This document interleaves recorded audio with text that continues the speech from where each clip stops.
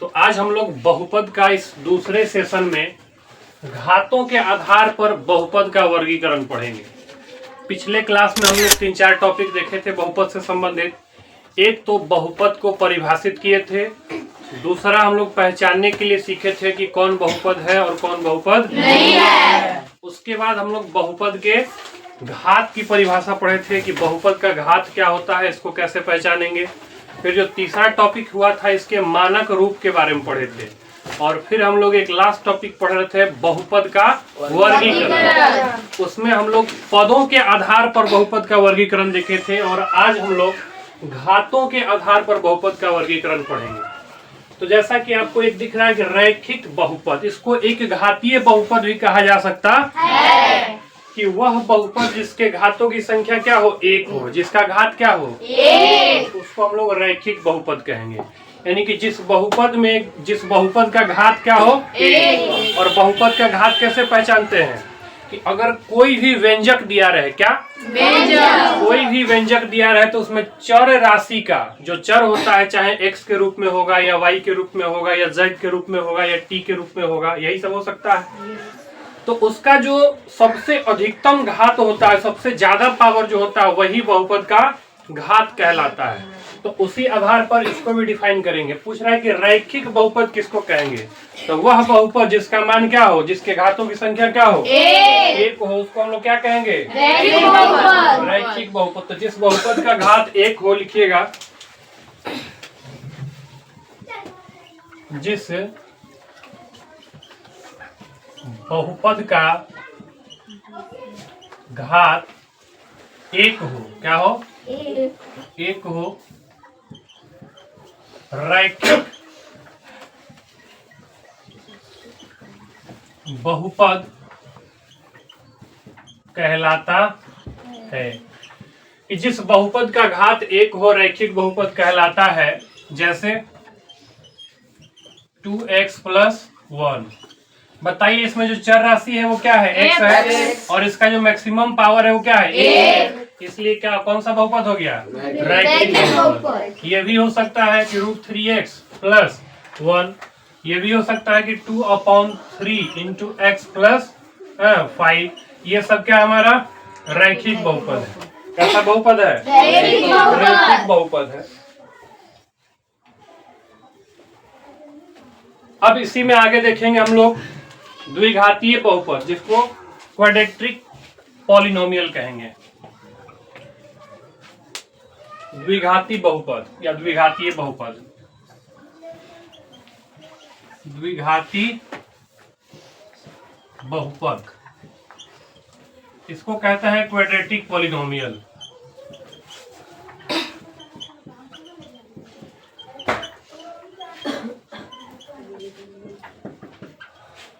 तो बताइए इसमें क्या होगा। इसी परिभाषा बहुत हार्ड भी नहीं, बस समझना है इसको। कह रहा है कि जिस बहुपद का घात एक हो तो रैखिक बहुपद, द्वि है, द्वि मतलब दो, द्वि मतलब दो। नाम से ही स्पष्ट है कि जिस बहुपद का घात क्या हो, दो हो, उसको हम लोग द्विघाती बहुपद। लिखिए, जिस बहुपद का घात दो हो, है ना, द्विघाती बहुपद कहलाता है।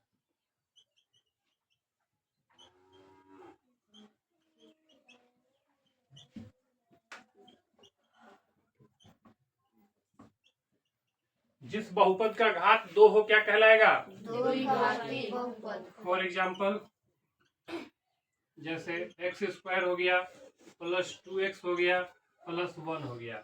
आप जो इस बहुपद को देखिए, सबसे अधिक पावर कितना है, दो है, सबसे अधिकतम पावर कितना है इसमें, दो।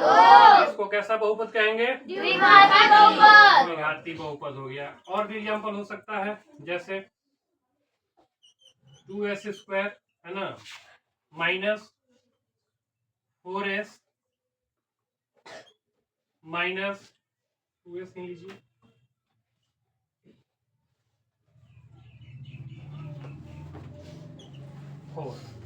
ये भी क्या हो जाएगा, हमारा द्विघातीय बहुपद हो जाएगा। या ऐसे भी ले सकते हैं t² माइनस 2 हो गया, टी स्क्वायर माइनस 2 हो गया। ये भी क्या है हमारा द्विघातीय बहुपद है। तो जिस बहुपद का, ध्यान से सुनो, जिस बहुपद का घात, जिस बहुपद का घात कितना हो 2, उसे कौन बहुपद कहेंगे? और जिस बहुपद का घात 1 हो रैखिक बहुपद, या इसको एक घाती बहुपद भी कहा जा सकता है। अगला हम लोग पढ़ेंगे त्रिघाती बहुपद। क्या पढ़ेंगे? त्रिघाती बहुपद। इसको कहते हैं क्यूबिक पॉलिनोमियल। क्या कहते हैं? Cubic polynomial. देखो तो यहाँ पे कट रहा है, यहाँ तक आ रहा है क्या? आ रहा है सर। यहाँ तक आ रहा है? नहीं सर। यहाँ नहीं सर। हाँ सर। चलो ऊपर से मिटाए क्या? नहीं सर। नहीं सर। नहीं सर मिटाइए। नहीं सर। ये वाला टॉपिक मिटा देते हैं।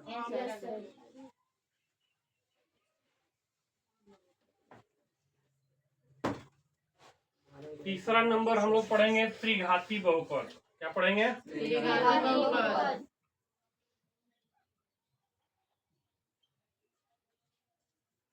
त्रिघाती बहुपद, जिसको कहते हैं क्यूबिक पॉलिनोमियल। त्रिघाती बहुपद क्यूबिक पॉलिनोमियल। तो जिस बहुपद का घात कितना हो? 3 हो, है ना? इस बहुपद का घात कितना हो? 3 है ना? तो क्या कहेंगे? त्रिघाती बहुपद। जिस बहुपद का घात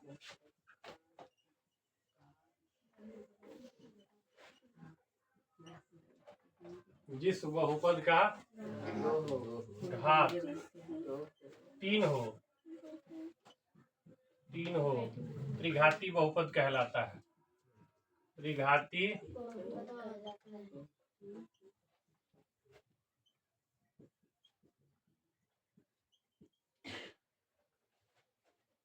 एग्जाम्पल में जैसे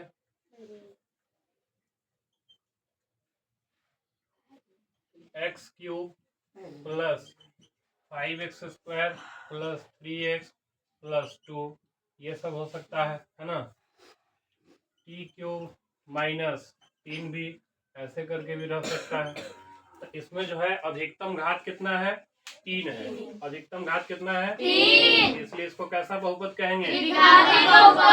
त्रिघाती बहुपद कहेंगे। अब साथ ही हम लोग एक चीज समझेंगे इसके व्यापक रूप के बारे में। जो इसका ओरिजिनल फॉर्म होगा वो किस प्रकार से होगा, इसका जो व्यापक रूप होगा वो कैसे होगा, ये देखेंगे हम लोग।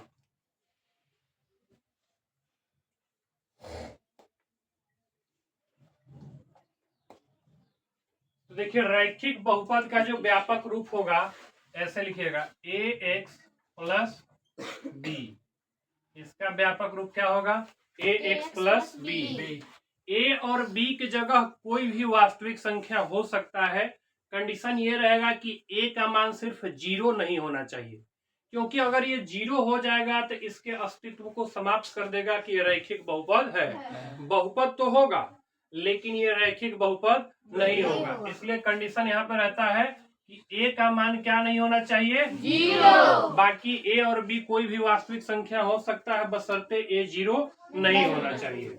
दूसरा जैसे द्विघाती बहुपद है तो इसका व्यापक रूप होगा ax square plus bx plus c, और इसमें भी कंडीशन रहेगा कि a का मान 0 नहीं होना चाहिए। क्यूबिक पॉलिनोमियल के लिए भी है। क्यूबिक पॉलिनोमियल के लिए क्या रहेगा? तो ax क्यूब रहेगा प्लस bx स्क्वायर रहेगा प्लस cx रहेगा प्लस d रहेगा, और कंडीशन यहाँ भी वही रहेगा कि a का मान जो है 0 के बराबर नहीं होना चाहिए। तो इतना बात आप लोगों का क्लियर हो गया कि नहीं? Yes sir. क्या अब बहुपद का जो है आगे भी इसी तरह से, जैसे चतुर्थघाती बहुपद होगा तो जिसका घात क्या होगा? 4 होगा, उसको चतुर्थघाती बहुपद कहेंगे। इस प्रकार से इसका आगे प्रकार चलता रहेगा। तो हम लोग त्रिघातीय तक ही पढ़ते हैं। बाकी और इसमें जो इम्पोर्टेंट टॉपिक है जैसे शून्य बहुपद हो गया, अचर बहुपद हो गया, ये सबको देखेंगे। नोट हो गया इतना? Yes sir.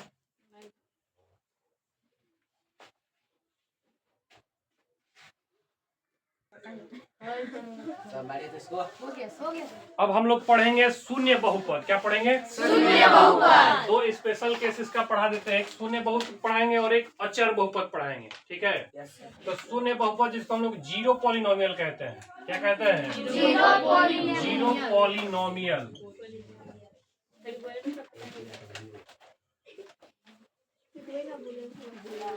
शून्य बहुपद जीरो पॉलिनोमियल। शून्य बहुपद जीरो पॉलिनोमियल। इसमें क्या होता है ना कि इसका कोफिशिएंट्स क्या होता है? जीरो होता है। क्या होता है? जीरो। जिस बहुपद के सभी पदों के गुणांक क्या हो? जीरो। जिस बहुपद के, लिखिए इसको, जिस बहुपद के सभी पदों के गुणांक, जिस बहुपद के सभी पदों के गुणांक क्या हो? शून्य हो, शून्य हो, जीरो हो, है ना, शून्य बहुपद कहलाता है। शून्य बहुपद कहलाता है। आज ये आलू प्याज धनिया मिर्चा बिक रहा है। Sir, report हो गया आपका। कटा जाएगा। नहीं ये कटा क्या दिक्कत? वो चलेगा। कोई भी दोस्त है सर बोले पराठा आलू प्याज पराठा। जैसे 0.x² प्लस 0.x प्लस 0, इस तरह का जो बहुपद होता है इसी को हम लोग क्या कहते हैं? शून्य बहुपद कहते हैं। या ये भी हो सकता है 0.x, है ना, प्लस 0, या 0.x³ प्लस 0. पॉइंट नहीं बोलेंगे, इंटू बोलेंगे। x² 0 इंटू x हो गया प्लस 0। इसके सभी कोफिशिएंट्स क्या होते हैं? जीरो होते हैं। इसी को शून्य बहुपद कहते हैं।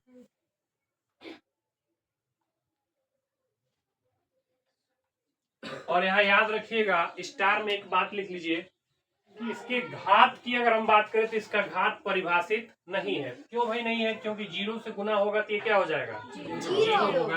तो इसको लिखिएगा स्टार में कि शून्य बहुपद का घात परिभाषित नहीं है। शून्य बहुपद का घात परिभाषित नहीं है। शून्य बहुपद का घात परिभाषित नहीं है।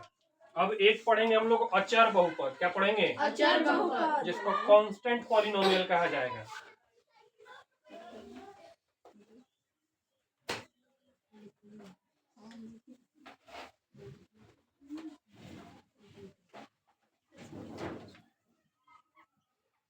अचर बहुपद, कांस्टेंट पॉलिनोमियल। अचर बहुपद कांस्टेंट पॉलिनोमियल, इसके बारे में हम चर्चा पहले भी थोड़ा सा किए थे, अगर ध्यान होगा तो। इसमें केवल एक पद होता है। इस बहुपद में कितना पद होता है? केवल एक पद होता है, और वह भी संख्या होता है। ठीक है, क्या होता है वो? संख्या।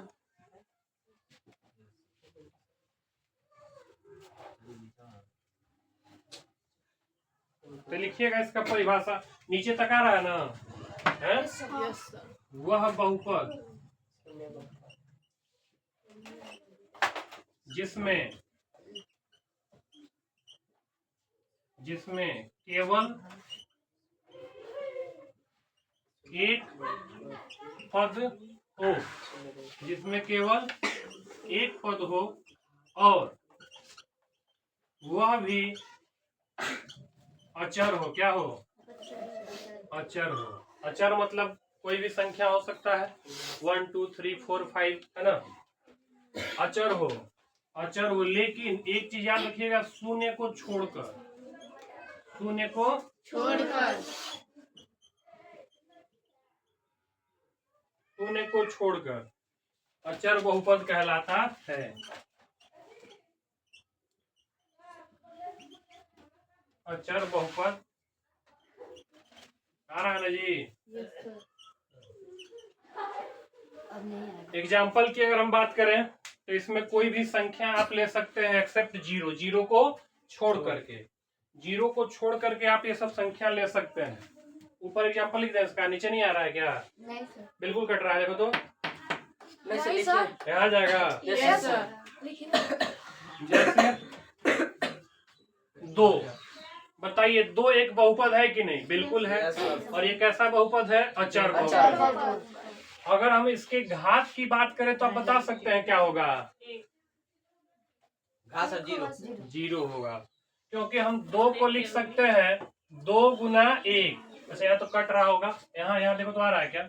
Yes sir. 2 गुना 1 है ना। और ये पढ़े हम लोग कि किसी भी संख्या का पावर जीरो हो उसका वैल्यू 1 होता है, यानी x का पावर जीरो हम लेते हैं। इसमें देखो एक चर राशि भी है और इसका घात एक पूर्ण संख्या भी है, इसलिए एक बहुपद है। और ये पूछा जाए कैसा बहुपद है तो याद रखिएगा अचर बहुपद। कैसा बहुपद है? अचर बहुपद। तो इतना लगभग इसका कॉन्सेप्ट आपका क्लियर हो गया होगा बहुपद से संबंधित। ठीक है, ये बहुपद का दो स्पेशल केस था, एक शून्य बहुपद और दूसरा अचर बहुपद। शून्य बहुपद और अचर बहुपद की वह बहुपद जिसमें केवल एक पद हो और वह भी क्या हो? अचर हो। अचर जैसे कोई संख्या, और जैसे दो ही नहीं लेंगे बल्कि और भी हो सकता है, जैसे 2 हो गया, 2/3 भी हो सकता है ना, √3 भी हो सकता है, कोई भी वास्तविक संख्या एक्सेप्ट जीरो, जीरो को छोड़ करके। ये सब के सब क्या होगा? बोलो, अचर बहुपद हो जाएगा।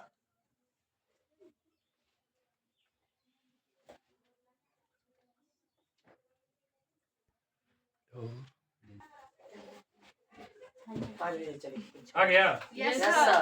तो अब हम लोग पढ़ेंगे बहुपद का मान। देखो बहुत आसान है बहुपद का मान निकालना। जो भी बहुपद दिया रहे उसमें जो चर राशि होगा उसके जगह पर किसी विशेष मान को रखने पर जो वैल्यू हम लोगों को प्राप्त होता है कैलकुलेट करके, वही बहुपद का मान कहलाता है। जैसे सपोज करो कि एक बहुपद हम ले लिए, x² ले लिए प्लस 2x ले लिए प्लस 1 ले लिए। ठीक है, बहुपद को सूचित हम लोग इस तरह से करते हैं, p ऑफ x लिख दिए, पॉलिनोमियल ऑफ x। ठीक है, और p ऑफ x बराबर इतना है। तो अब इसमें चर राशि क्या है? x है। क्या है? x है। अब इसके जगह पे हम कोई भी वैल्यू पुट कर सकते हैं। सपोज करो हम पूछ दिए तुमसे कि बताओ इस बहुपद का मान 2 रखने पर क्या होगा। तो इस बहुपद में जहां जहां x है ना, वहां वहां क्या रख देना है? 2 रख देना है। जैसे x² है तो इसके जगह पे हम 2 रखेंगे तो 2 का स्क्वायर बनेगा। फिर यहाँ 2 इंटू में x है ना जी, तो 2 गुना x यानी कि 2 रख दो, 2 गुना 2 हो जाएगा, प्लस में क्या हो जाएगा? 1।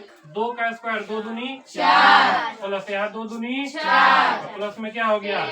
4 4 1 9।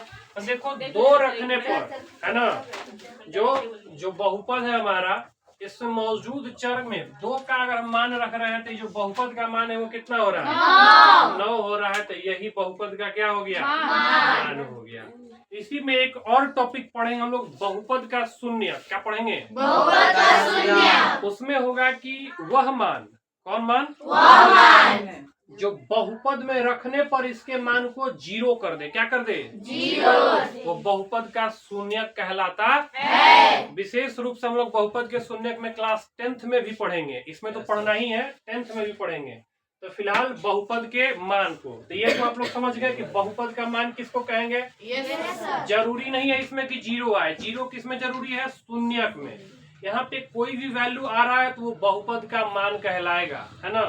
तो बहुपद में किसी विशेष वैल्यू को रखने पर जो मान प्राप्त होता है उसे ही बहुपद का मान कहते हैं। ठीक है, इसको लिखना नहीं है, अभी लिखिए, परिभाषा लिखिए। लिखेंगे किसी बहुपद में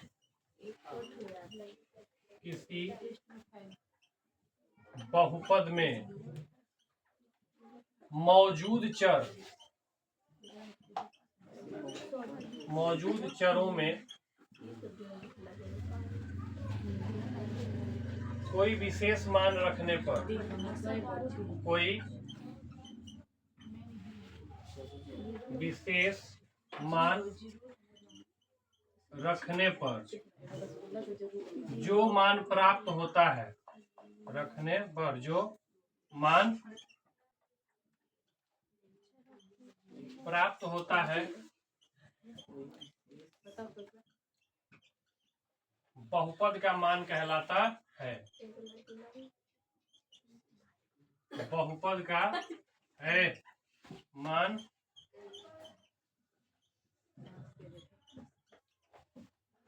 बहुपद का मान कहलाता है।